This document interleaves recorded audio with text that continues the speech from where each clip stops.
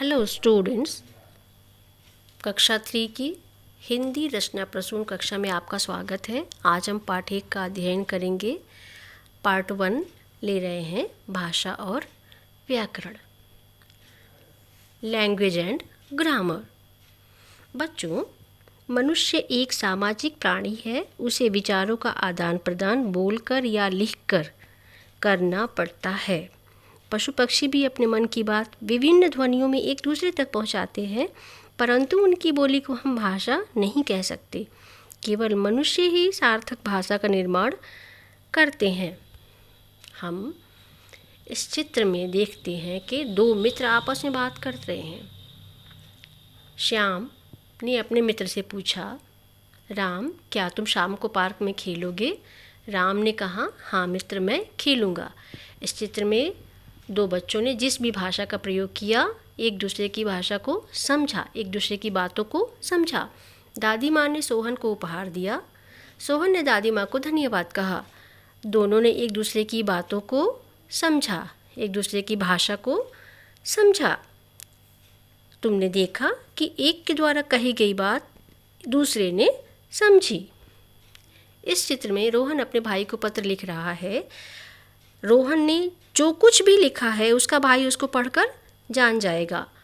नानी नीता को कहानी सुना रही हैं। नानी जिस भी भाषा में नीता को कहानी सुनाएंगी, नीता उसको समझ जा रही है।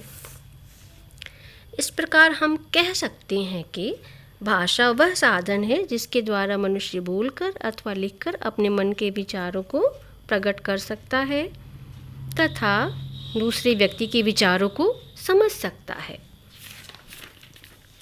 बच्चों, भाषा के प्रकार। मनुष्य इस संसार की सर्वश्रेष्ठ रचना है। अपने भाव, मन के भाव और विचारों की अभिव्यक्ति के लिए उसने दो विधियों को अपनाया, फर्स्ट लिखकर, सेकंड बोलकर। इसलिए ये हम समझ सकते हैं या स्पष्ट है कि भाषा के दो रूप होते हैं, मौखिक और लिखित। मौखिक भाषा बोलना तथा सुनना भाषा का प्रथम और प्राचीनतम रूप है।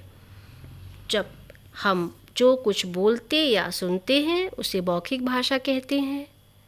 उदाहरण, बातचीत करना, टीवी देखना, गाने सुनना, नानी का कहानी सुनाना। लिखित भाषा, जब मनुष्य को भाषा के मौखिक रूप से अपने ज्ञान व अनुभवों को याद रखना कठिन हो गया, तब उसे भाषा के लिखित रूप की आवश्यकता पड़ी।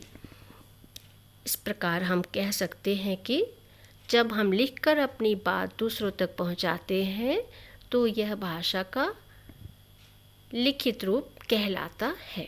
उदाहरण, पत्र लिखना, ईमेल भेजना। दूर बैठे व्यक्तियों तक हम अपने विचारों को लिखकर पत्र, ईमेल आदि के द्वारा पहुंचा सकते हैं।